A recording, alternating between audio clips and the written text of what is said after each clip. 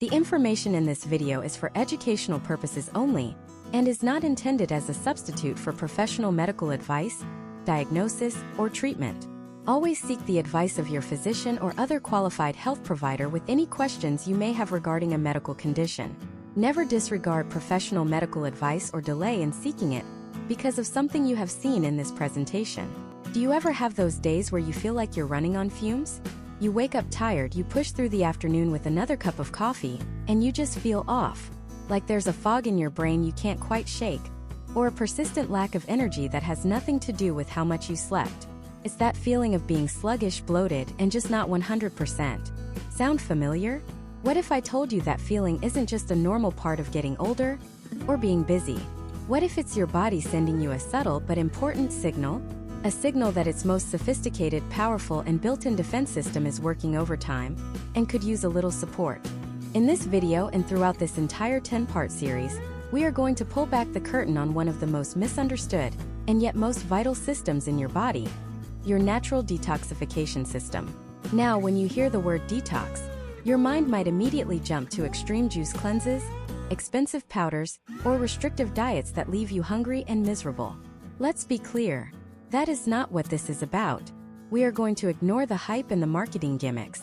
Instead, we're focusing on real, science-backed, and practical strategies you can use starting today to support the incredible work your body is already doing, 24 hours a day, 7 days a week. We're essentially going to give you the owner's manual to your own biology, so you can help your body run more efficiently, potentially unlocking more energy, sharper thinking, and a stronger foundation of long-term health. So why is this so important right now? Let's be honest, we live in a world our ancestors wouldn't even recognize. Our bodies are constantly navigating a complex environment. From the air we breathe in our cities, to the water we drink, the packaged foods we eat, and even the everyday products we use in our homes and on our skin. Our biology, which evolved over thousands of years in a much more natural world, is now faced with a constant stream of substances it has to identify, process, and eliminate. Think about it for a second. There are the obvious things like exhaust fumes on your daily commute. But then there are the less obvious ones. The pesticides used on some of our produce, the preservatives in packaged foods designed to make them last for months on a shelf, the chemicals in household cleaners, the synthetic fragrances in lotions and soaps, and even the plastics our food and water are often stored in. This constant exposure creates what scientists and functional medicine experts call a total body burden.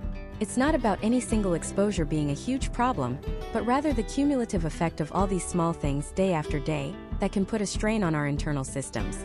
Now, the word toxin gets thrown around a lot, and it can sound really scary. So let's demystify it.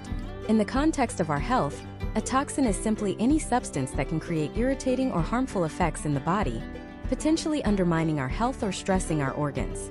And they come from two main places. First, you have the external or exogenous toxins.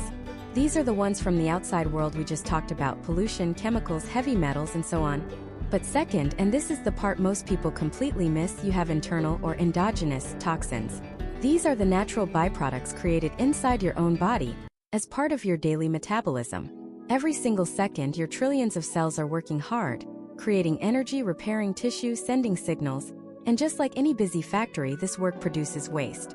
Things like ammonia, carbon dioxide, and free radicals are created constantly. Your body has to neutralize and clear out this internal metabolic waste just as diligently as it deals with external threats.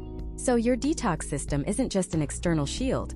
It's also your internal 24/7 housekeeping crew. And what an incredible crew it is. You have a built-in multi-organ defense system that is more intelligent and powerful than any product you could ever buy in a bottle. Let's do a quick meet and greet with the dream team of detoxification. First up, the undisputed MVP, the powerhouse, your liver. Your liver is an absolute biological marvel. Weighing in at about 3 pounds, it's like a brilliant chemical engineer and a sophisticated waste management plant rolled into one. It performs over 500 vital functions, but one of its most critical jobs is detoxification.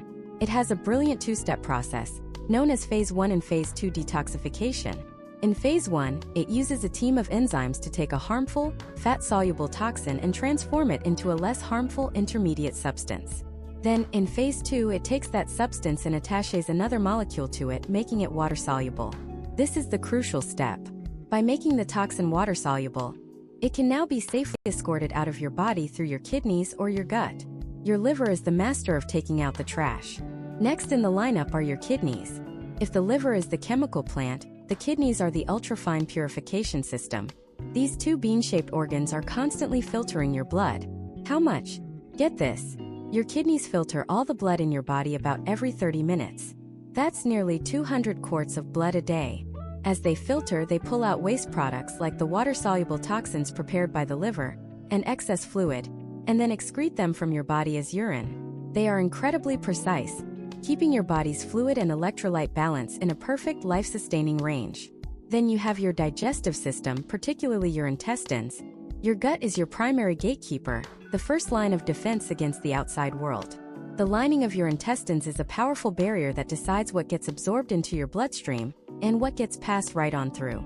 A healthy gut lining allows nutrients to pass through while keeping toxins, undigested food particles, and microbes out. It's the bouncer at the door of your body. And let's not forget the supporting players. Your lungs are constantly filtering the air you breathe, taking in oxygen and expelling gaseous waste products like carbon dioxide every time you exhale. Your skin, your body's largest organ, acts as a physical barrier and can eliminate certain waste products through sweat.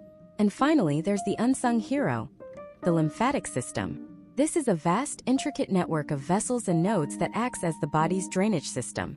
It collects excess fluid and waste products from your tissues and transports this lymph fluid to be filtered by lymph nodes, where immune cells stand guard, ready to attack any invaders before the fluid is returned to your bloodstream.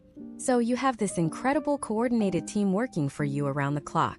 The logical question is, if our bodies are so good at this, why do we even need to talk about supporting it? Here's the best analogy.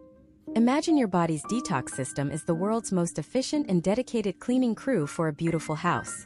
In a natural environment, this crew has no problem keeping the house spotless. But in our modern world, it's like we're asking that same crew to keep the house clean while we leave all the windows open during a dust storm, track mud through the living room, and constantly forget to take out the trash. The crew is still working just as hard. In fact, it's working harder than ever. But it can become overwhelmed. The dust starts to settle in the corners. The trash starts to pile up. The system gets sluggish. Supporting your body's natural detox system isn't about forcing some extreme, unnatural cleanse. It's about closing a few of the windows. It's about giving your cleaning crew better tools, the right supplies, and a little time off to catch up. It's about reducing the burden you place on the system while simultaneously providing the key nutrients it needs to do its job effectively. And that is exactly what we are going to explore over the next 9 parts of this series. We're going to go far beyond the basics. We'll dive deep into the specific foods, vitamins, and minerals that fuel both Phase 1 and Phase 2 of your liver's detox pathways. We'll uncover the science of proper hydration and how it impacts your kidneys' filtering power. We'll explore how sleep is your brain's ultimate rinse cycle, clearing out metabolic waste while you rest. We will break down the surprising and powerful connection between chronic stress and your body's toxic load. And most importantly, we will give you simple, actionable lifestyle shifts that can make a monumental difference in how you feel every single day.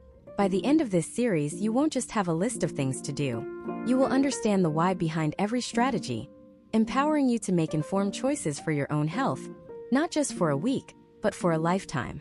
This is about working with your body, not against it. It's time to learn how to support your body's most powerful protector. And that protector, the undisputed heavyweight champion of your body's defense systems, is an organ you probably think about far less than your heart or your brain. It's your liver. This 3-pound marvel tucked away under your right rib cage is the master chemical processing plant of your entire body. It performs over 500 vital functions, from managing blood sugar and cholesterol to creating proteins essential for blood clotting. But its most heroic and perhaps least understood role is that of your master detoxification organ. Think of your liver not as a simple filter, like one you'd find in a coffee machine that just catches grounds. That's a massive oversimplification. Instead, imagine your liver as the most sophisticated, high-tech recycling and waste management facility on the planet. Every single thing you eat, drink, breathe, or absorb through your skin eventually passes through this facility for inspection. It's the vigilant gatekeeper that decides what is a nutrient to be used, what is a substance to be stored, and what is a toxin to be neutralized and removed. We live in a world our ancestors wouldn't recognize. We're exposed to a daily barrage of substances our bodies were never designed to handle in such quantities. Pesticides on our food, chemicals in our cleaning supplies, pollutants in the air, additives in processed foods, and even the metabolic byproducts of stress. Your liver is on the front lines dealing with all of it silently, tirelessly 24/7. It doesn't send you a notification when it's working overtime. It doesn't complain, just does the work. But this silent workhorse can become overburdened. And when the waste management facility gets backed up, the entire city, your body, starts to feel the effects. This isn't about a dramatic, acute failure. It's about a subtle, slow decline in efficiency that can manifest as persistent fatigue, brain fog, skin issues, or just that feeling of being perpetually off. Supporting your body's detox system begins with understanding how this incredible facility actually works. It's a brilliant two-step process, known in the scientific community as Phase 1 and Phase 2 detoxification.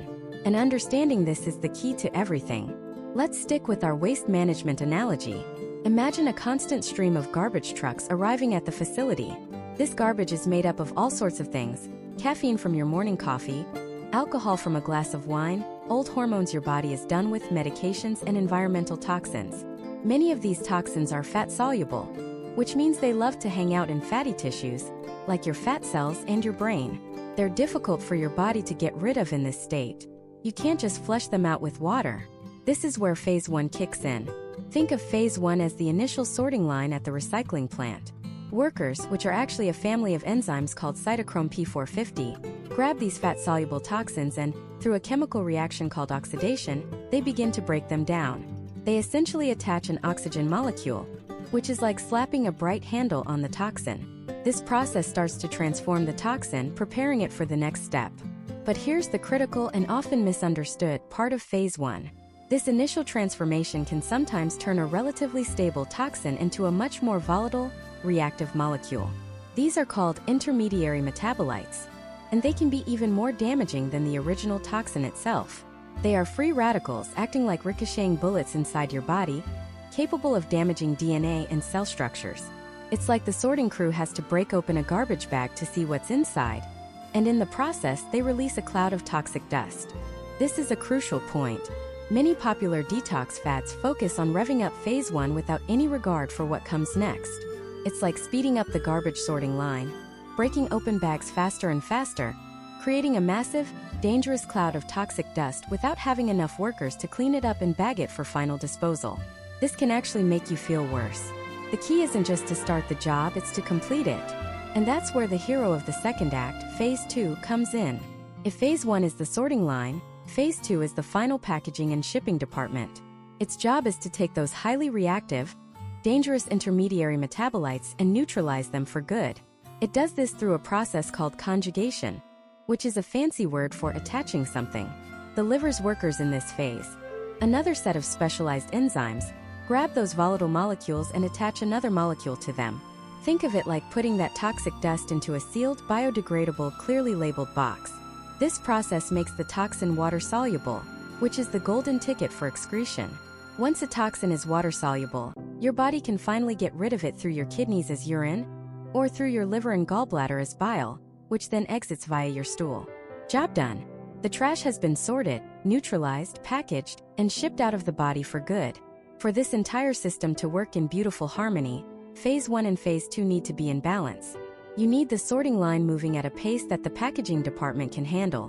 When Phase 1 is running too fast, or Phase 2 is too slow and sluggish, those nasty intermediary toxins build up. This is where the problems begin. That feeling of sluggishness, the brain fog, the inexplicable headaches. These can be signs that your packaging and shipping department is falling behind on its orders. So, how do we support this system? We don't need a fancy kit or a punishing juice-only diet. We need to give the workers at the facility the tools and raw materials they need to do their jobs effectively. Both phases are heavily dependent on specific nutrients. The workers on the Phase 1 sorting line require a whole host of B vitamins, B2, B3, B6, B12, as well as folic acid and minerals like iron and magnesium. Critically, because Phase 1 generates so many free radicals, it needs a constant supply of antioxidants to protect the liver cells themselves from damage. Think of antioxidants like a fire extinguishing system right next to the sorting line, constantly putting out little fires. These are your vitamins A, C, and E, and minerals like selenium and zinc. These are abundant in a wide variety of colorful fruits and vegetables. But the real magic for many people lies in supporting phase 2, the packaging department. This phase is incredibly hungry for amino acids, the building blocks of protein. Specific ones like glycine, taurine, glutamine, and cysteine are essential. These are found in high-quality protein sources like pasture-raised eggs, grass-fed meat, and wild-caught fish. This is why extremely low-protein diets can sometimes be challenging for the body's detoxification pathways. Furthermore, phase 2 relies heavily on sulfur-containing compounds. This is where a certain class of vegetables becomes a superstar. We're talking about cruciferous vegetables: broccoli, cauliflower, kale, Brussels sprouts, and cabbage.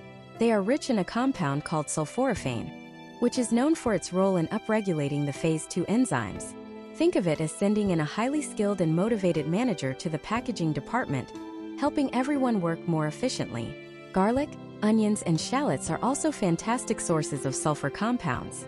So when you choose to eat a meal with lean protein, a side of steamed broccoli with garlic, and a colorful salad, you aren't just eating healthy food. You are, on a deep biochemical level, providing the exact raw materials your liver's waste management facility needs to protect you. You're giving the sorters their B vitamins, you're supplying the antioxidants to quench the fires, and you're delivering the sulfur and amino acids to the packaging crew so they can safely box up and ship out the toxins. This isn't about perfection. It's about balance and support. It's about shifting your mindset from a short-term cleanse to a long-term strategy of providing your liver with what it needs to perform its brilliant, life-sustaining work every single day. The power to support this system isn't in a bottle or a box. It's on your plate. But the liver, as magnificent as it is, doesn't work in a vacuum. It can be the most efficient processing and packaging plant in the world, but if the garbage trucks and disposal routes are blocked, the trash is still going to pile up. The packaged toxins need a clear and effective way to exit the body. And that relies on two other critical systems that are just as important and just as often overlooked. The liver packages the trash, but our next set of heroes makes sure it actually leaves the building. These heroes are the body's sanitation and disposal crew, and they operate through two primary, powerful channels: your kidneys and your digestive system. Think of it like a city's waste management. The liver is the central processing plant that sorts and bags everything up. But you still need the trucks to haul the liquid waste to the water treatment facility, and another set of trucks to take the solid waste to the landfill. If those trucks don't run on schedule, the whole city grinds to a halt, buried in its own trash. In your body, the kidneys are the state-of-the-art water treatment facility, and your gut is the final, non-negotiable route to the landfill. Let's start with the kidneys. These two bean-shaped organs tucked away in your lower back are nothing short of biological marvels. We often underestimate them, thinking of them as simple filters like the one in a coffee machine. But that's like comparing a child's crayon drawing to the Mona Lisa. Your kidneys are incredibly sophisticated purification systems. Every single day, they filter about 45 gallons, or 180 liters of blood. Let that sink in. Your entire blood volume, which is about 5 liters, passes through your kidneys around 36 times a day. During this constant filtration cycle, they perform a brilliant balancing act. They pull out waste products that the liver has made water-soluble, things like urea from protein breakdown, and other metabolic debris. But at the same time, they are meticulously reabsorbing the good stuff, the vital nutrients, the glucose, the amino acids, and precisely the right amount of water your body needs to stay in perfect equilibrium. They are the ultimate gatekeepers of your internal ocean, deciding molecule by molecule what stays and what goes. So, how do we support these tireless workers? The single most impactful thing we can do is also the simplest: proper hydration. Now, I know everyone says drink more water, but let's understand why it's so critical for this specific process. Water is the vehicle. It's the river that carries the waste away from the filtration plant. If the river is low, the waste becomes concentrated, turning into a thick, slow-moving sludge. This makes the kidneys work much harder and less efficiently. It's like trying to wash a mountain of greasy dishes with just a few drips of water. You need a steady, powerful flow to do the job right. When you're well hydrated, you provide the perfect solvent for these toxins to be diluted and flushed out effortlessly through urine. The color of your urine is a great real-time indicator. If it's dark yellow, the river is running low. You're handing your kidneys sludge. If it's a pale straw-like color, you're giving them a clean flowing river to work with. But hydration isn't just about chugging plain water. It's about cellular hydration, which requires electrolytes. These are minerals like sodium, potassium, and magnesium that carry an electric charge and are absolutely essential for regulating fluid balance in the body. Without enough electrolytes, water can't get into your cells effectively. It's like having a key, but it doesn't quite fit the lock. You can support this balance by not being afraid of a little high-quality, unrefined salt, like sea salt or pink Himalayan salt, which contains a spectrum of trace minerals. Adding just a tiny pinch to your water can make a world of difference. Other excellent sources of natural electrolytes include coconut water, bone broth, and mineral-rich foods like leafy greens, avocados, and bananas. Certain foods have also been traditionally recognized for their supportive role for the kidneys. Cranberries, for instance, contain compounds that may help prevent certain bacteria from sticking to the walls of the urinary tract, keeping the entire plumbing system flowing smoothly. Parsley acts as a natural diuretic, which simply means it helps the body produce more urine, encouraging a more active flushing process. And dandelion greens, often seen as a pesky weed, are a powerhouse of potassium and have a long history of use in supporting both liver and kidney function. By focusing on hydration, electrolyte balance, and incorporating some of these supportive foods, you're not just giving your kidneys a drink, you're giving them the 5-star tools they need to keep your internal waters pristine. Now let's talk about the second major exit route, the one that handles the solid waste: your digestive system, and specifically your intestines. This is where the fat-soluble toxins, the ones the liver packaged up into bile, are sent for their final eviction. Remember our analogy: the liver bags the trash, while bile is the garbage truck. The liver produces bile, fills it with these processed toxins, and squirts it into the small intestine during digestion. From there, it travels all the way through your digestive tract, destined for the exit. This is where the concept of regularity becomes absolutely critical for detoxification. If that journey through the intestines is slow, if the conveyor belt gets jammed, you have a serious problem. The toxic waste, neatly packaged in bile, just sits there. And the walls of your intestines are designed for absorption. They don't always know the difference between a nutrient and a toxin. So, if that toxic waste lingers for too long, it can be reabsorbed right back into your bloodstream. This is a detox nightmare. It's called enterohepatic recirculation. It means the toxins you work so hard to get rid of are literally circling back to the liver, forcing it to do the exact same job all over again. It's like your city's garbage trucks driving all the way to the landfill, only to turn around and dump the trash right back on your front lawn. This creates an enormous, unnecessary burden on your liver and your entire system. So what keeps the conveyor belt moving efficiently? One word: fiber. Fiber is the unsung hero of your body's disposal system, and it works in 2 brilliant ways. First, you have soluble fiber. Think of this as the gel-forming fiber.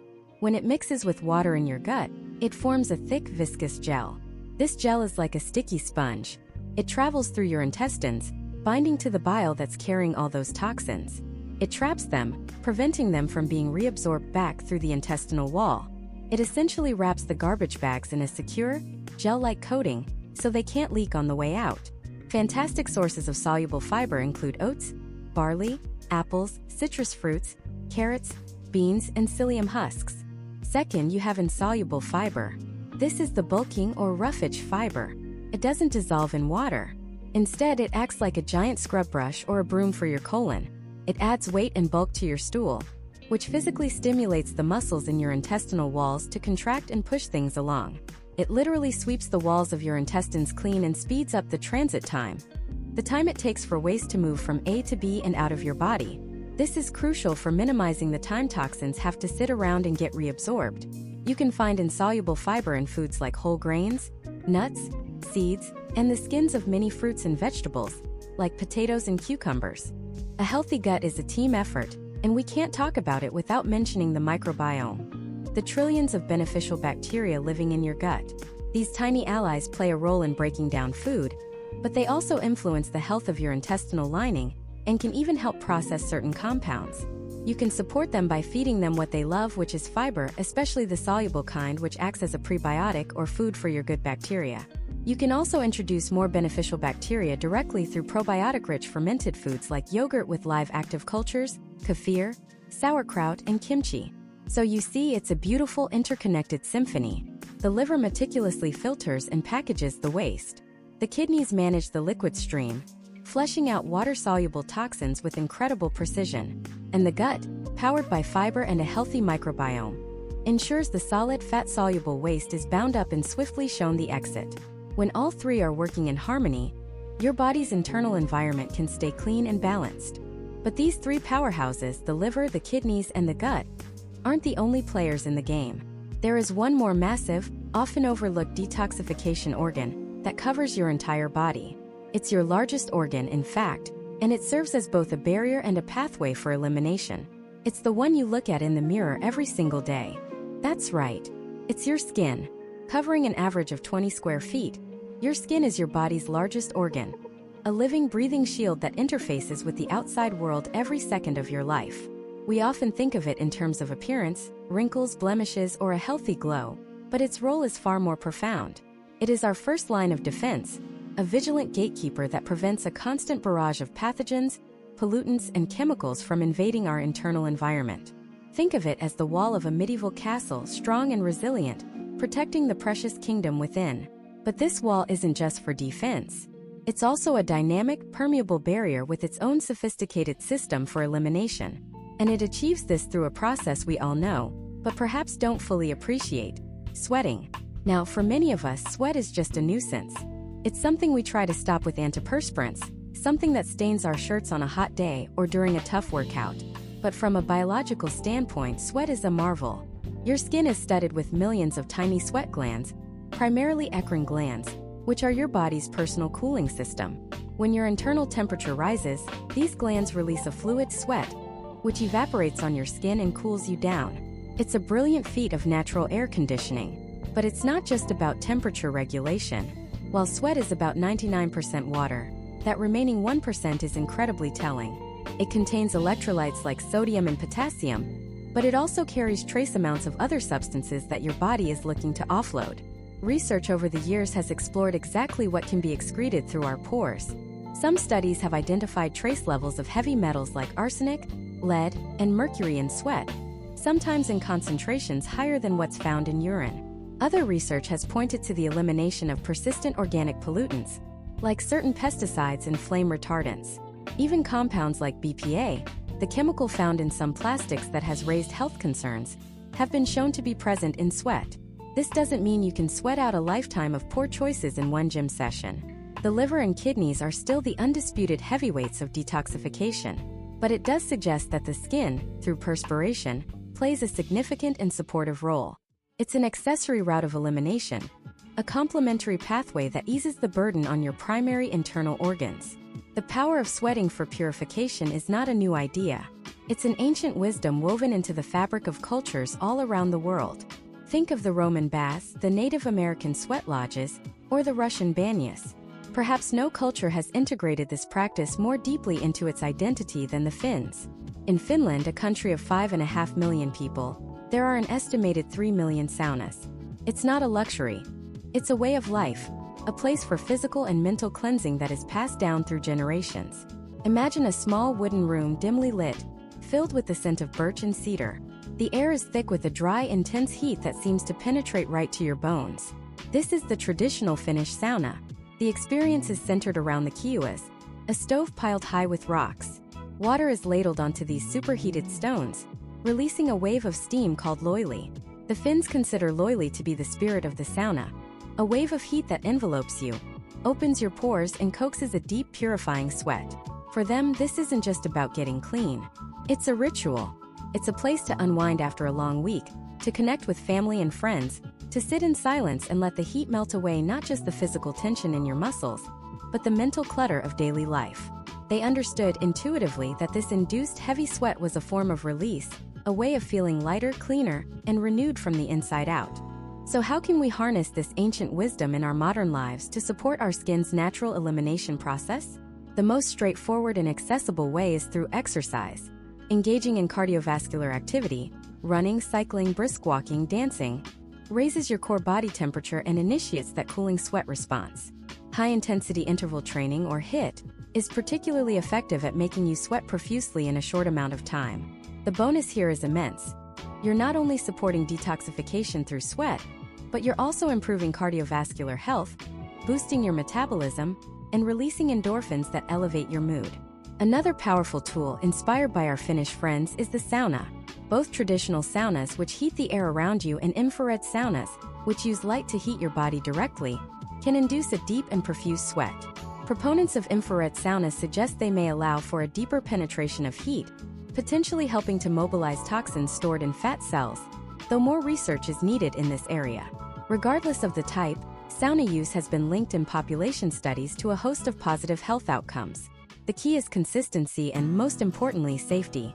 If a sauna isn't accessible, don't worry. A simple hot bath can work wonders. Immersing yourself in hot water raises your body temperature and can produce a good sweat. You can enhance the experience by adding 2 or 3 cups of Epsom salts, which are magnesium sulfate. While the idea of absorbing magnesium through the skin is still debated, at the very least, a hot Epsom salt bath is incredibly relaxing and can help soothe sore muscles. Now, this is critically important. Whenever you are intentionally inducing sweat, you must approach it with respect and caution. The number 1 rule is hydration. You are losing a significant amount of water, and it must be replaced. Think of it like this: you can't clean a dirty floor without water. Similarly, your body can't flush anything out if it's dehydrated.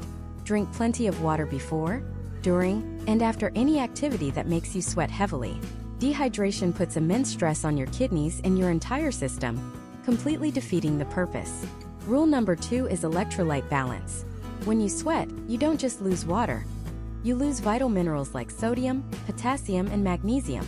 This is why you can feel weak or dizzy after intense sweating. You need to replenish these. This doesn't necessarily mean reaching for a sugary sports drink. You can do it naturally with foods like bananas or avocados for potassium, a small handful of nuts for magnesium, or by adding a tiny pinch of high-quality sea salt to your water to help with sodium and trace minerals. And finally, the most important rule of all: listen to your body. The goal is to feel rejuvenated, not exhausted. If you ever feel dizzy, nauseous, or lightheaded while exercising in a sauna or in a hot bath, your body is telling you to stop. Get out, cool down, and rehydrate. If you have any pre-existing health conditions, especially related to your heart or blood pressure, it's essential to speak with a healthcare professional before engaging in intense heat therapies like saunas. This is about supporting your body, not punishing it. We've now journeyed through the major organs of elimination: the liver, the kidneys, the lungs, the colon, and this incredible outer shield, the skin. We've seen how they work tirelessly to filter, process, and remove waste. But what fuels these organs? What gives them the specific tools they need to perform their complex biochemical magic? It's one thing to open up the pathways of elimination, but it's another thing entirely to help your body neutralize a threat in the first place. There's a microscopic army inside you, a hidden world of compounds that are the true workhorses of detoxification. They are the keys that unlock the chemical handcuffs on toxins, transforming them from dangerous, fat-soluble compounds into harmless, water-soluble substances that your kidneys and bowels can easily escort out of the body. And the most powerful of these are found not in a pill or a powder, but right on your plate. What are they, and how do you get more of them? Let's start with one of the most studied and potent groups of foods on the planet: the cruciferous vegetables.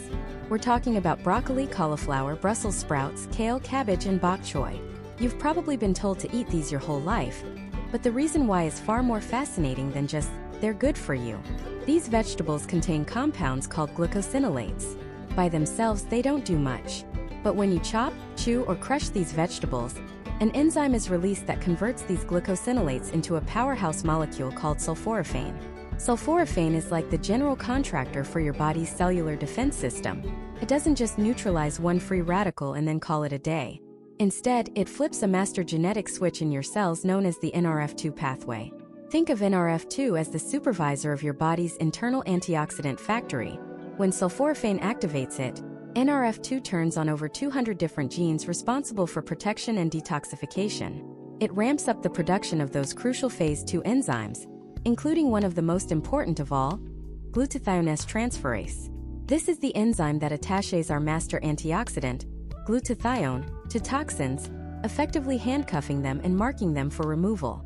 So, how do you maximize this effect? Here's a simple but powerful tip. When you chop broccoli or kale, don't just throw it into a hot pan immediately. The enzyme that creates sulforaphane is heat sensitive. Give it a little time to work.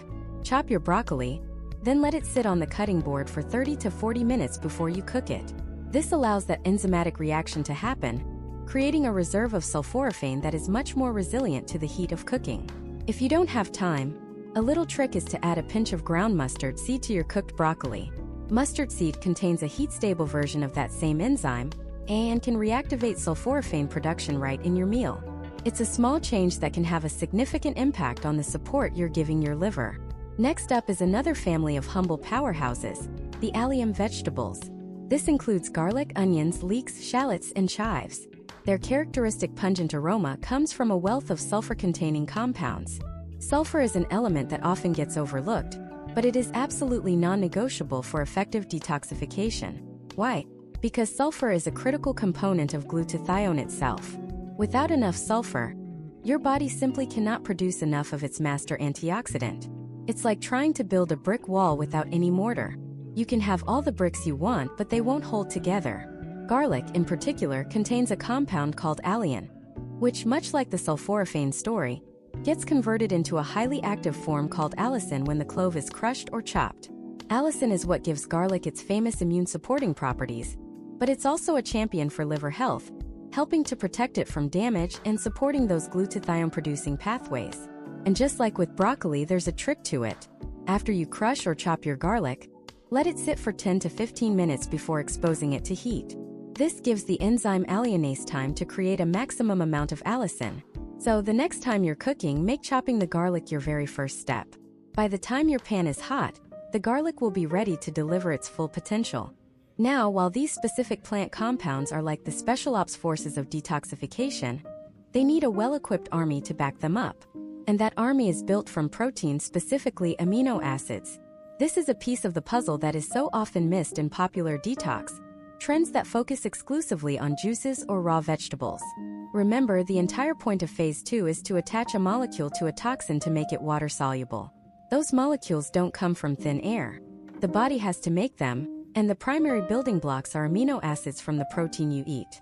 Several conjugation pathways exist, and each has a preference for certain amino acids. For example, the glycine pathway needs, you guessed it, glycine. Glycine is found in abundance in things like bone broth, collagen, the skin on poultry, and gelatin. The sulfation pathway requires sulfur-containing amino acids, like taurine and cysteine. Taurine is found primarily in meat, seafood, and dairy. Cysteine is rich in eggs, poultry, and dairy. Then there's the glucuronidation pathway, which is one of the most important for clearing out everything from old hormones to medications, and it relies on a steady supply of nutrients from a well-rounded diet. And of course, we can't forget the glutathione pathway. To make glutathione, the body needs 3 amino acids: cysteine, glutamate, and glycine. If your protein intake is too low, or if you're not getting a good variety of protein sources, you are fundamentally shortchanging your liver's ability to do its most important job.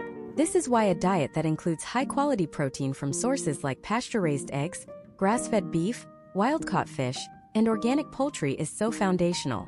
It's not about a cleanse for a week. It's about providing the raw materials for your body's innate cleaning crew, day in and day out. But it's not just about vegetables and protein. We also need to bring in the vibrant colors of the rainbow. Think of the deep blue of blueberries, the rich red of raspberries, the bright orange of citrus fruits, and the earthy yellow of turmeric. These colors aren't just for show. They signify the presence of thousands of different phytonutrients, like flavonoids and polyphenol, that act as a support team for our detox systems. Take curcumin, the active compound in turmeric. It's a potent anti-inflammatory, but studies suggest it also supports both phase 1 and phase 2 liver enzymes, helping to balance the entire process. Or consider epigallocatechin gallate, or EGCG, the famous antioxidant in green tea. It's been shown to enhance the activity of several phase 2 enzymes. Berries are packed with anthocyanins, which not only protect the liver from oxidative stress, but also appear to help upregulate our detoxification genes. Even the limonene found in the peel of lemons and oranges has been observed in studies to support these crucial pathways. This is why the advice to eat the rainbow is so profound. It's not just a catchy phrase. Each color represents a different class of compounds that offers a unique set of instructions and support for your body. By eating a wide variety of colorful plants, you're not just relying on one single compound like sulforaphane. You're creating a symphony of nutrients that work together, protecting the liver from the damage of phase 1 and providing a rich, diverse toolkit for phase 2. Let's picture what this looks like on a plate, not as a theory but in real life. Imagine starting your day with scrambled eggs, rich in cysteine and protein, cooked with a handful of spinach and a generous amount of chopped onions for that sulfur boost. For lunch, maybe it's a massive salad with a base of kale, a source of sulforaphane precursors, topped with grilled chicken for more high-quality protein, and drizzled with a lemon turmeric vinaigrette.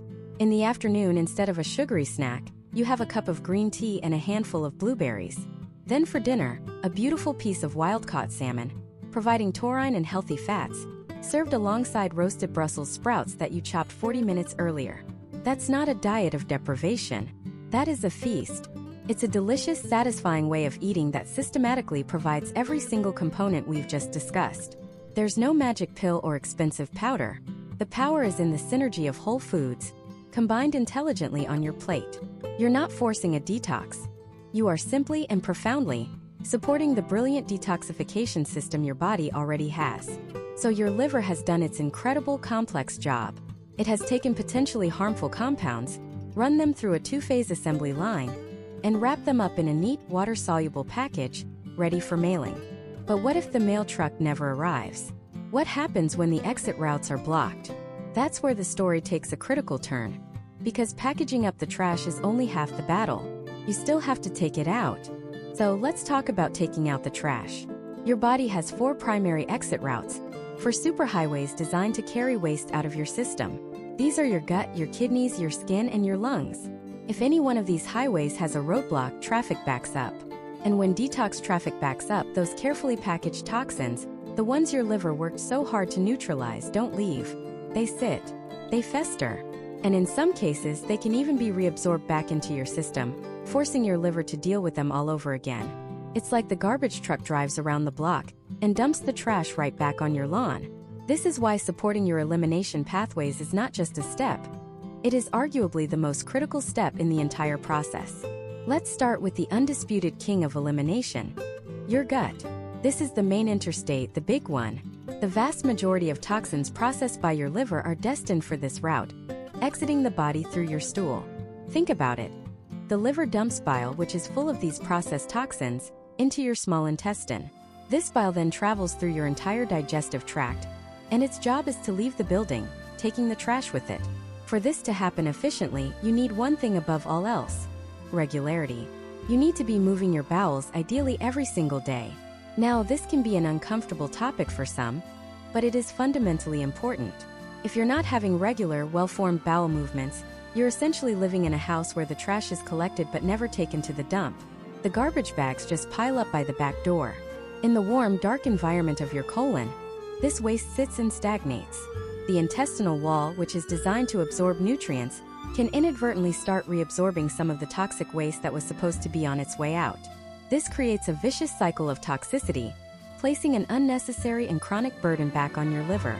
So how do we ensure this superhighway is a free-flowing, open road? The first key is fiber. Fiber is the street-sweeping crew of your gut. But not all fiber is the same. There are 2 main types, and you need both. First, there's soluble fiber. You find this in things like oats, barley, nuts, seeds, beans, lentils, and fruits like apples and citrus. When soluble fiber mixes with water, it forms a thick, viscous gel. This gel does something amazing. It acts like a sticky sponge, mopping up and binding to bile, cholesterol, and the toxins packaged within it, ensuring they can't be reabsorbed. It's the flypaper that traps the bad guys so they can be escorted out. Then you have insoluble fiber. This is the roughage found in vegetables like broccoli and cauliflower, whole grains, and the skins of many fruits. Insoluble fiber doesn't dissolve in water. Instead, it acts like a big scrub brush or a broom. It adds bulk and weight to your stool, which physically stimulates the muscles in your intestinal walls to contract and push things along. It's what keeps traffic moving at a steady pace, preventing those toxic traffic jams. A diet rich in a wide variety of plants, fruits, vegetables, whole grains, legumes, nuts, and seeds is the simplest way to ensure you're getting a healthy mix of both the sticky sponge and the big broom. But here's a critical point that so many people miss. Fiber without adequate water is like trying to sweep a dusty floor with a dry mop. It just pushes the mess around and can even make things worse. Water is the lubricant for the entire system. It combines with soluble fiber to form that beneficial gel, and it softens the stool, allowing the insoluble fiber to push it through smoothly. Without enough water, a high-fiber diet can lead to bloating, gas, and even worsen constipation, creating the very traffic jam you're trying to prevent. It's the synergy, the teamwork between fiber and water, that turns your gut into a highly efficient waste removal system. The second major exit route is your renal system, your kidneys. If the gut is the garbage truck, the kidneys are the hyper-advanced water filtration plant. Your 2 kidneys filter your entire blood supply, all 5 liters of it, about once every 30 minutes. They are constantly sifting through your blood, pulling out metabolic waste products like urea, excess minerals, and importantly, the water-soluble toxins that the liver has processed. They take all this waste, dissolve it in water, and excrete it as urine. The number one way to support this incredible filtration system is almost laughably simple: hydration. Drinking enough water is non-negotiable for kidney health and effective detoxification. Think of it like trying to clean a muddy filter. You can't just wipe it off. You need to flush it with a steady stream of clean water to carry the debris away. Every glass of water you drink is another rinse cycle for your internal filter. When you're dehydrated, your urine becomes highly concentrated. This means the kidneys have to work much harder to excrete the same amount of waste in less fluid, which can be stressful for them over time. A good rule of thumb is to drink enough fluid so that your urine is a pale straw color. If it's dark yellow, it's a clear signal from your body that the filtration plant needs more water to operate efficiently. And while water is king, remember that hydration isn't just about water, it's also about electrolytes. Minerals like sodium, potassium, and magnesium are essential for controlling the fluid balance in your body, allowing water to get inside your cells where it's needed. So eating mineral-rich foods like leafy greens, avocados, bananas, and sweet potatoes, and even adding a tiny pinch of high-quality sea salt to your water, can enhance your hydration and further support your kidneys' crucial work. Now for our third and fourth pathways, the skin and the lungs. While they aren't as heavy-duty as the gut and kidneys, they play a valuable supportive role. Your skin is your body's largest organ, and one of its functions is to serve as a secondary release valve through sweat. When you sweat, you're not just releasing water and salt, you're also excreting trace amounts of certain waste products and environmental toxins. Engaging in activities that promote a healthy sweat, like exercise, saunas, or even a hot Epsom salt bath, can be a great way to support this pathway. It's not going to do the heavy lifting, but it helps take a little bit of the load off the primary systems. Finally, your lungs. Every single time you exhale, you are detoxing. You're releasing carbon dioxide, the primary waste product of your metabolism, but you're also breathing out volatile organic compounds, or VOCs. These are gaseous toxins that have been processed and need to be expelled. Most of the time, this happens automatically without a thought, but we can enhance this process through conscious, deep breathing. Many of us are shallow breathers, especially when we're stressed. We use only the top third of our lungs. By practicing deep, diaphragmatic breathing deep into your belly, you increase the oxygen exchange in your lungs and more efficiently expel these gaseous waste products. It's a free, simple, and incredibly powerful way to support one of your body's natural exit routes, moment by moment, breath by breath. So you see, detoxification isn't just about what the liver does. That's only the first half of the story. The processing and packaging of toxins is useless if the exit doors are locked.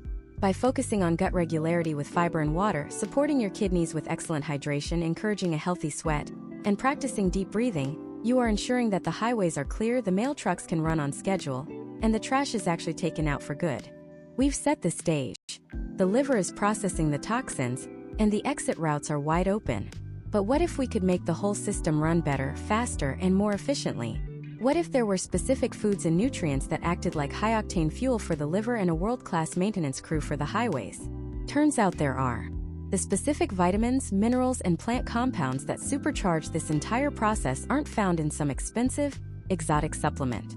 They're hiding in plain sight, in your produce aisle waiting to be discovered. And that's exactly where we're going next. Let's start with the undisputed kings of the detoxification world, the cruciferous vegetables. This is the family that includes broccoli, cauliflower, kale, cabbage, and Brussels sprouts. Now, for years, we were just told to eat our broccoli. But nobody really explained the sheer biochemical genius hiding inside those little green florets. It all comes down to a remarkable compound called sulforaphane. But here's the fascinating part. Sulforaphane doesn't actually exist in a whole head of broccoli. Not yet. Instead, the broccoli contains two separate ingredients, like a two-part epoxy. In one compartment, it has a precursor called glucoraphanin, In another, it has an enzyme called myrosinase. As long as the plant cell is intact, they're kept apart. But the moment you chew that broccoli, the moment you chop it or blend it, the cell walls break down. The two ingredients mix. And in that instant, a powerful chemical reaction takes place, creating our hero, sulforaphane. It's a defense mechanism for the plant, designed to ward off pests. But for us, it's something else entirely. It's a key.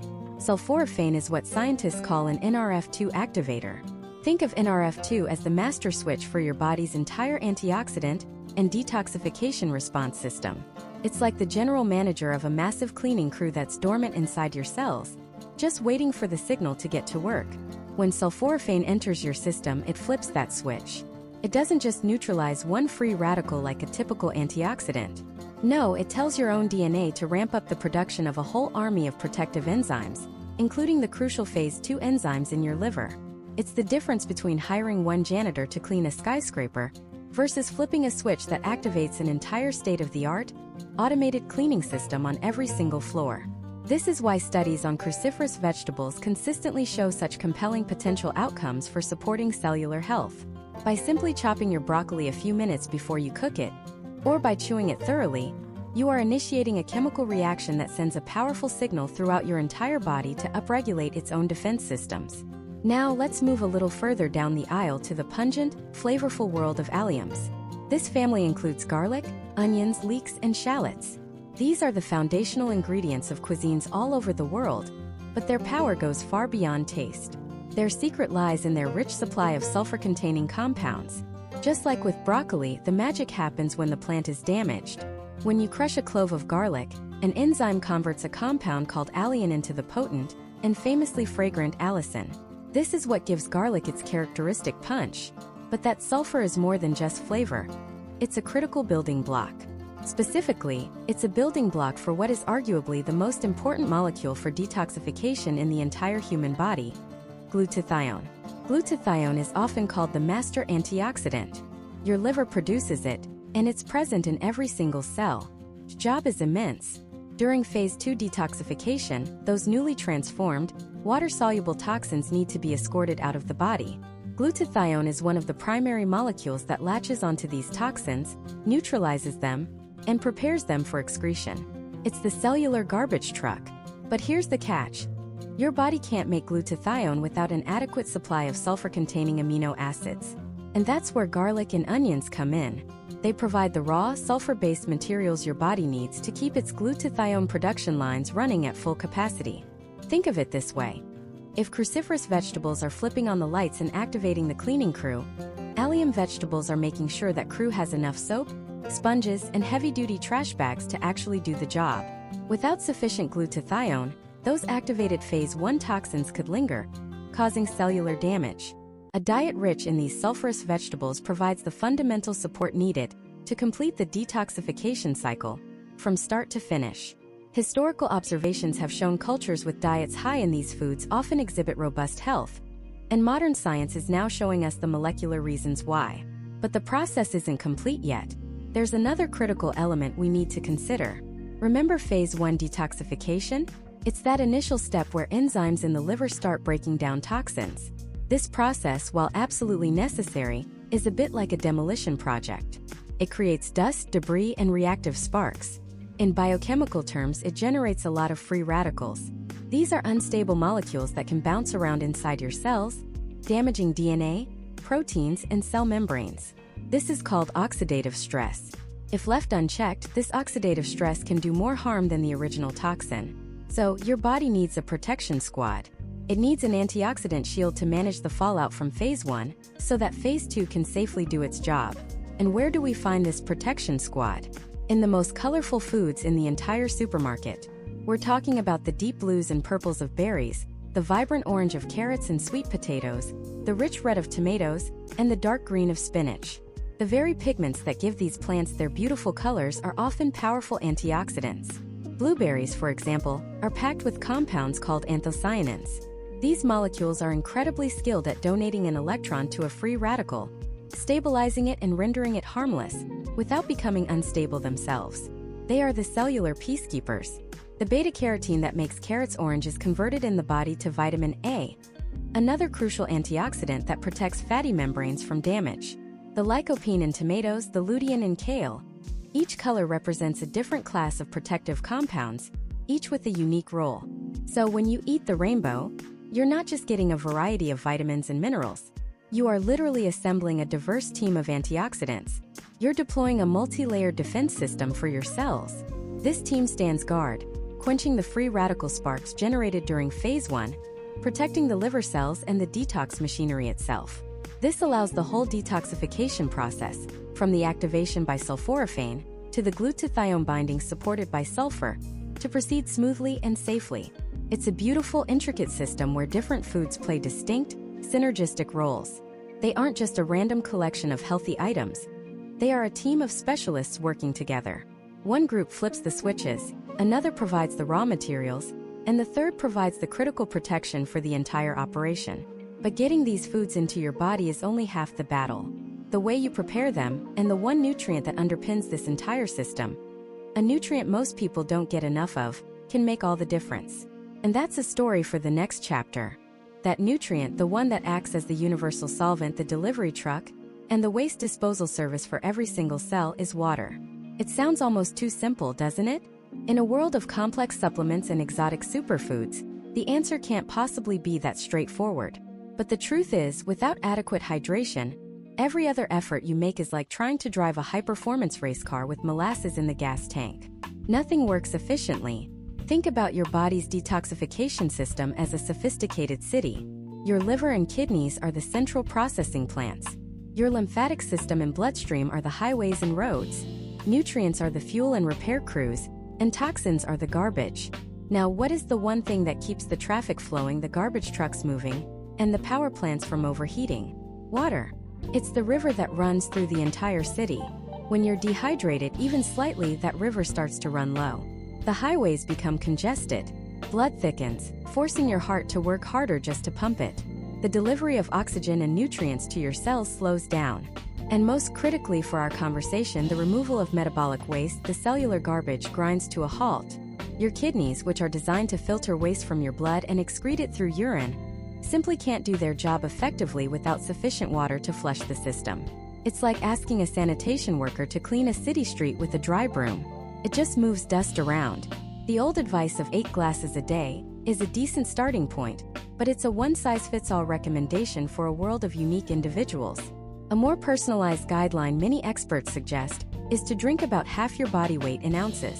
So if you weigh 160 pounds, you'd aim for around 80 ounces of water per day. This number can go up depending on your activity level, the climate you live in, and how much coffee or diuretic beverages you consume. The goal is clear, pale yellow urine. It's your body's built-in hydration gauge, and the quality of that water matters. While this isn't a deep dive into water filtration systems, it's worth noting that using a quality filter to reduce common contaminants like chlorine, heavy metals, and other residues can lessen the burden on your body's processing systems. You're trying to support your detox pathways, not give them extra work to do by filtering your water after you drink it. But let's assume you've mastered hydration. Your internal river is flowing beautifully. This brings us to the second, equally critical piece of the puzzle: the way you prepare your food. You can buy the most vibrant, nutrient-dense organic broccoli on the planet, but if you take it home and boil it into a mushy, lifeless pulp, you've essentially poured most of its water-soluble vitamins and powerful compounds, like sulforaphane, right down the drain. The heat and method of cooking can dramatically alter the nutritional profile of your food, for better or for worse. Let's start with the methods that can actually add to your body's toxic load. High-temperature cooking, especially when it comes to meats and fats, can create harmful compounds. Think grilling until there's a heavy black char, deep frying, or pan frying at scorching temperatures. This process can create something called advanced glycation end products, or AGEs, that delicious brown crust on a steak or a piece of toast. That's a result of this process. While a certain amount of AGEs form naturally in the body, consuming large amounts of them from overcooked foods can contribute to oxidative stress and inflammation, essentially throwing another log on the fire that your body's antioxidant systems have to put out. Similarly, cooking muscle meats at high temperatures can form other compounds, like heterocyclic amines and polycyclic aromatic hydrocarbons, which are known to be problematic and require significant effort from your liver to process and neutralize. The point isn't to create fear around a summer barbecue, but to build awareness that how you cook is an active choice that either supports or burdens your body's natural systems. So, what are the alternatives? Think gentle. Think low and slow. Steaming is a fantastic method, especially for vegetables. It cooks the food quickly with minimal contact with water, which helps preserve those delicate B vitamins and vitamin C. A lightly steamed head of broccoli will be bright green and crisp tender, retaining far more of its beneficial compounds than a boiled one. Poaching is another excellent gentle method, perfect for fish or chicken. Cooking the protein in a flavorful liquid like a broth or stock at a low temperature keeps it incredibly moist and avoids the creation of those high heat compounds. Sautéing at a low to medium heat with a stable oil like avocado or coconut oil is also a great choice. It allows you to develop flavor without reaching the smoke point of the oil and damaging its chemical structure. And then there's the magic of stews and soups. Braising or slow cooking tougher cuts of meat in liquid not only makes them incredibly tender, but also ensures that any nutrients that leach out of the vegetables or meat remain in the delicious broth you're going to eat. It's a closed-loop system of nutrition. Now, this doesn't mean you have to eat everything steamed or stewed. There's a powerful case to be made for incorporating raw foods into your diet. A large, vibrant salad isn't just a side dish. It's a powerhouse of enzymes, vitamins, and fiber in their most unadulterated state. Enzymes present in raw foods can aid in your own digestive process, lessening the load on your pancreas. The fiber acts as that intestinal broom we talked about, sweeping the colon clean. However, a balanced approach is key. Some nutrients actually become more bioavailable after cooking. Lycopene, the powerful antioxidant in tomatoes responsible for their red color, is a prime example. Your body can absorb much more of it from tomato sauce than from a raw tomato. The same goes for the beta-carotene in carrots. Gentle cooking helps break down the tough cellular walls of the plant, making its nutrients easier for your body to access. The takeaway is variety. A mix of raw, steamed, sautéed, and slow-cooked foods gives you the best of all worlds. Finally, don't forget the unsung heroes of the kitchen: herbs and spices. They are far more than just flavor enhancers. They are some of the most concentrated sources of antioxidants on the planet. Turmeric, containing the active compound curcumin, is a well-studied supporter of the body's inflammatory response and liver function. Ginger is a digestive aid. Garlic contains sulfur compounds that are crucial for phase 2 liver detoxification. Rosemary, when added to meats before cooking, has been shown in some studies to help reduce the formation of those harmful heterocyclic amines we mentioned earlier. Simply by being more generous with your spice rack, you are adding another layer of profound support for your body's entire system. So you're drinking pure water, you're choosing the right foods, and you're preparing them with care to maximize their power. You've built the foundation. But what if I told you that when you eat could be just as important, if not more so, than what you eat? Our bodies operate on an ancient internal clock, a circadian rhythm, and tapping into this rhythm can unlock a level of cellular cleanup and rejuvenation that modern, 24/7 eating habits have all but silenced. It's a process of profound rest and repair, and it's the key we're turning next. This internal clock, this circadian rhythm, isn't just about waking and sleeping. It's a master conductor for a symphony of cellular processes, and one of its most profound performances is a deep cleaning protocol known as autophagy. The word itself comes from the Greek for self-eating, which might sound alarming, but it's one of the most brilliant, life-sustaining activities your body performs. Think of it as your cell's own internal quality control and recycling program. Every single day within your trillions of cells, components get old, damaged, or just plain dysfunctional. Proteins misfold, mitochondria, the powerhouses of your cells, start to sputter and produce more waste than energy. If this cellular junk is allowed to accumulate, it leads to inflammation, impairs cellular function, and accelerates the aging process. Autophagy is the elegant solution. Specialized cellular machinery seeks out these damaged or unnecessary components, engulfs them in a bubble-like membrane, and transports them to the cell's recycling plant, the lysosome. Here, they are broken down into their fundamental building blocks: amino acids, fatty acids, and simple sugars. These raw materials aren't just discarded, they're repurposed. They can be used to build new, healthy cellular parts or be burned for immediate energy. It's the ultimate act of renewal, a constant process of tearing down the old to make way for the new. It's your body's way of keeping its house in order, preventing the buildup of cellular debris that is linked to a host of chronic health issues. This isn't a fringe theory. the groundbreaking research into the mechanisms of autophagy earned a Nobel Prize in 2016, cementing its role as a cornerstone of cellular health. So, what flips the switch for this incredible process? The answer lies in that rhythm we just mentioned. Your body operates in two primary states, dictated largely by your eating patterns. When you eat, your body releases insulin to shuttle glucose into your cells for energy. This is the fed state, also known as an anabolic or building state. In this mode, your body is focused on growth, energy storage, and cell division. And while this is happening, the autophagy switch is turned firmly to the off position. It makes perfect sense. Why would the body break down its own resources for energy when there's an abundance of fresh fuel coming in? But when you stop eating for a period of time, your insulin levels fall. Your body enters the fasted state, a catabolic or breaking down state. This is when the magic happens. With no incoming fuel, the body turns inward. It signals the start of the cleanup. The autophagy switch flips to on. The cellular spring cleaning crew gets to work, sweeping through, identifying junk, and initiating the recycling process. This is the rest and repair cycle that is hardwired into our biology. For millennia, our ancestors lived in harmony with this rhythm. Food wasn't available 24/7. Feasting was followed by fasting, not by design but by necessity. This natural cycle gave their bodies ample time to switch from building to cleaning. Now, consider our modern world. The refrigerator is always full. The pantry is always stocked. We have late-night snacks while watching TV, early morning coffees loaded with sugar and cream, and we graze throughout the day. We are, in essence, living in a perpetual fed state. From the moment we wake up until the moment we go to sleep, we are constantly spiking our insulin, keeping our bodies in growth and storage mode. The result? The autophagy switch is almost permanently stuck in the off position. The cellular cleanup crew is furloughed. The cellular junk, the misfolded proteins, the dysfunctional mitochondria, begins to pile up day after day, year after year. We have disrupted one of our body's most fundamental detoxification and repair systems simply by changing when we eat. This is where the practice of aligning our eating with our circadian rhythm, often called time-restricted eating or intermittent fasting, comes into play. This isn't a diet in the traditional sense of restricting what you eat, but rather a pattern of eating that focuses on when you eat. It's about consciously creating a daily window of time for eating, and a corresponding extended window for fasting, allowing your body to complete its digestive processes and finally switch over to that crucial repair and cleanup mode.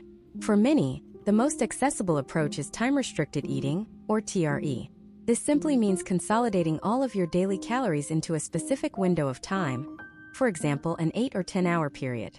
A common starting point is a 12-hour eating window, followed by a 12-hour fast. This might look as simple as finishing your last meal by 7 p.m. and not eating again until 7 a.m. the next morning. As your body adapts, you might naturally progress to a 10-hour eating window, or even an 8-hour window, which means a 16-hour fast. The 16:8 schedule is one of the most widely studied patterns. During that fasting window, the physiological shifts are profound. After about 12 hours, your body has typically finished using the glucose from your last meal, and it begins to switch its fuel source. Insulin levels are low, and the body starts to activate pathways to burn stored fat for energy. But more importantly for our discussion, this low insulin state is the green light for autophagy to ramp up. The longer your body is in this state, the more time the cleanup crew has to do its job. It's like giving your city's waste management team a full uninterrupted night shift instead of asking them to collect trash during rush hour traffic.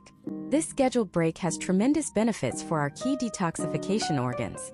Your liver, our master detoxifier, is finally given a rest from its constant job of processing incoming nutrients, fats, and sugars.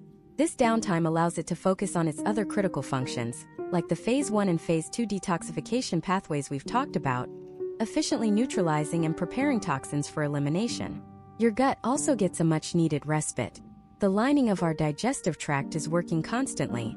A fasting period allows the cells of the gut lining to repair and regenerate, strengthening the intestinal barrier and helping to prevent undigested food particles and toxins from leaking into the bloodstream. Furthermore, this practice can have a powerful effect on hormonal balance. By improving insulin sensitivity, the body becomes more efficient at managing blood sugar, which reduces the inflammatory load and metabolic stress on the entire system. It's a cascade of benefits, all stemming from one simple principle: giving your body a predictable daily break from the work of digestion. It's important to approach this thoughtfully. This is not about severe calorie restriction or starvation. During your eating window, you should still focus on consuming nutrient-dense, whole foods to give your body the building blocks it needs. And hydration is paramount. During the fasting period, water, herbal teas, and black coffee are generally fine and can help with satiety.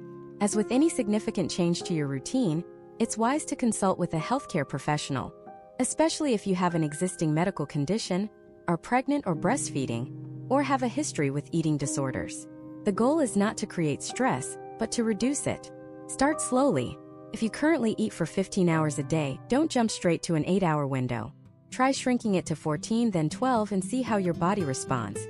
The most sustainable practice is one that honors your body's unique signals. By reintroducing this ancient rhythm of fasting and feasting, we are not adopting a new fad. We are returning to a biological pattern that is written in our DNA. We are working with our body's innate intelligence, not against it. We've nourished ourselves with the right foods, hydrated them with clean water, supported them with movement, and now we've given them the precious gift of time to repair, to recycle, and to reset.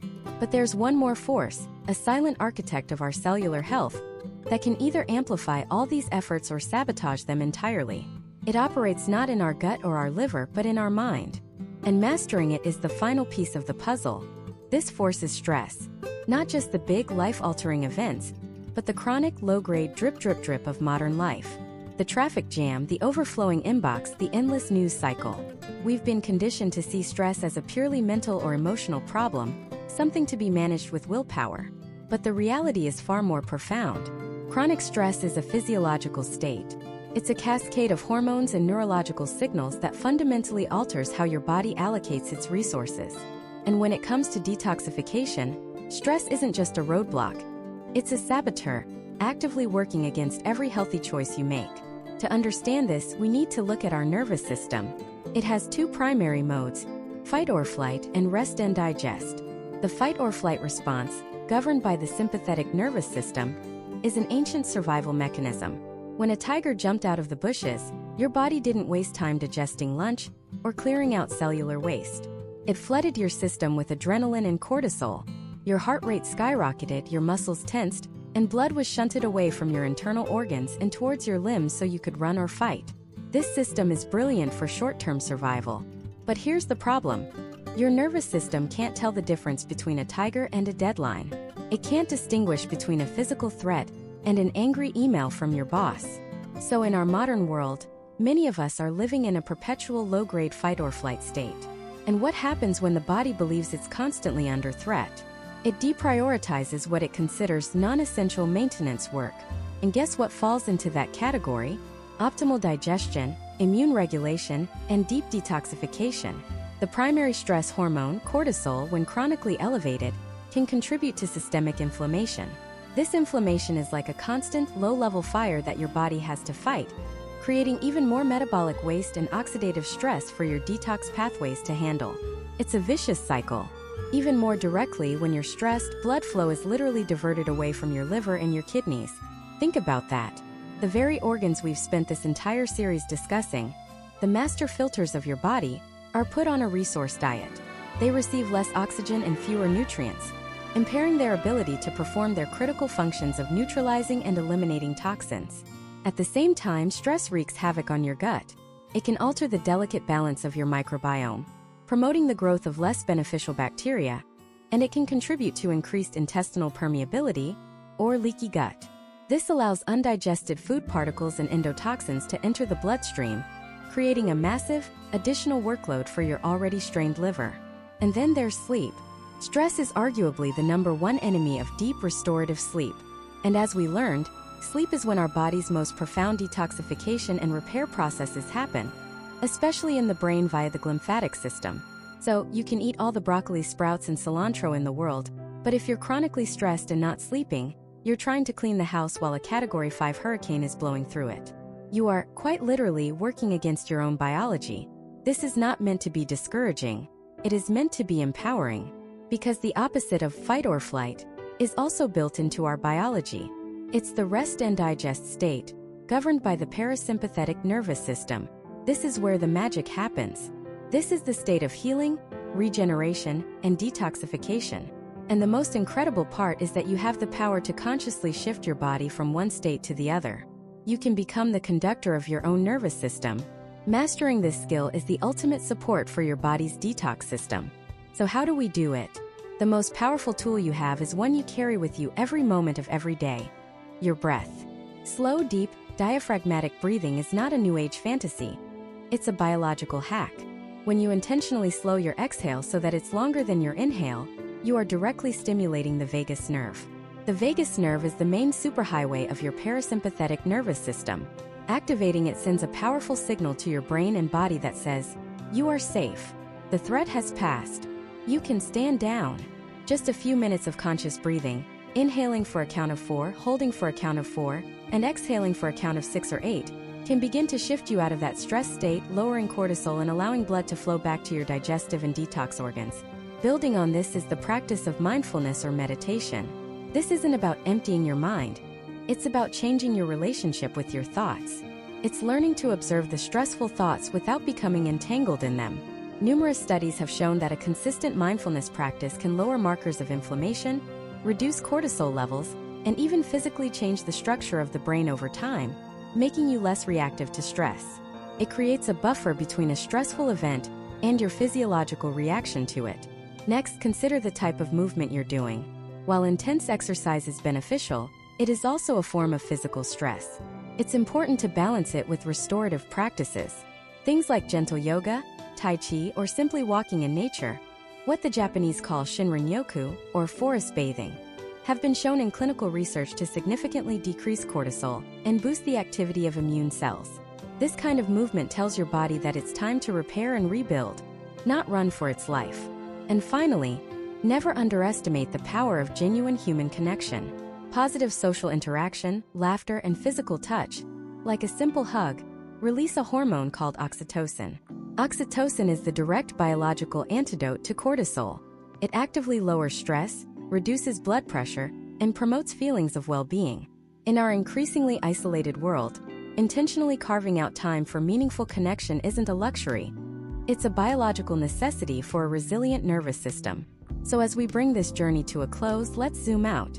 We've traveled through the intricate pathways of the liver, the vast ecosystem of the gut, the cellular power of nutrition, the cleansing rhythm of sleep, and now the profound influence of our own minds. The key takeaway is this: supporting your body's detox system isn't about a punishing short-term cleanse. It's not about declaring war on your body. It is a daily practice of gentle support and profound respect for the incredible intelligence that is already working within you. It's about choosing foods that nourish, not just fill. It's about moving your body with joy. It's about honoring the absolute necessity of sleep. And perhaps most importantly, it's about learning to consciously signal safety to your own nervous system. Because when your body feels safe, it can finally do its best work. It can digest, it can repair, it can protect, and it can cleanse. True health isn't found in a magic pill or a complicated protocol. It is the cumulative effect of these small, consistent choices. It is the art of removing the obstacles and providing the resources your body needs to do what it was designed to do. You are the steward of an unbelievably complex and wise biological system. By understanding it and working with it, you unlock a potential for vitality you may have never thought possible. The power to support this system has been in your hands all along. The journey starts now.